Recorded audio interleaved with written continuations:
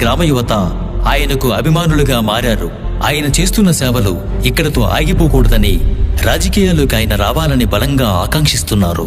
ఎంజీఆర్ అంటే ఒక నమ్మకం, ఎంజీఆర్ అంటే ఒక భరోసా అని జనం బలమైన నమ్మకం. ప్రజల కోరిక మేరకు తాను చేసిన సేవా కార్యక్రమాలను మరింత విస్తృతం చేసేందుకు ఎంజీఆర్ రాజకీయాల్లోకి రావాలని నిర్ణయించుకున్నారు. ఎంజీఆర్ రాజకీయాలలోకి రావడానికి ముఖ్య ఉద్దేశం అవినీతి లేని వారసత్వరహిత పాలన అందించడం, వలసలు ఆపడం. తన సొంత నిధులతో చేస్తున్న సేవలు కొంతమందికే అందుతున్నాయని, ప్రతి ఒక్క కుటుంబం పేదరికం నుంచి బయటికి రావాలంటే ప్రభుత్వ సహాయం ఉండాలని, తద్వారా ప్రతి పేదవాడి కల నిజం అవుతుందని ఆశిస్తున్నారు.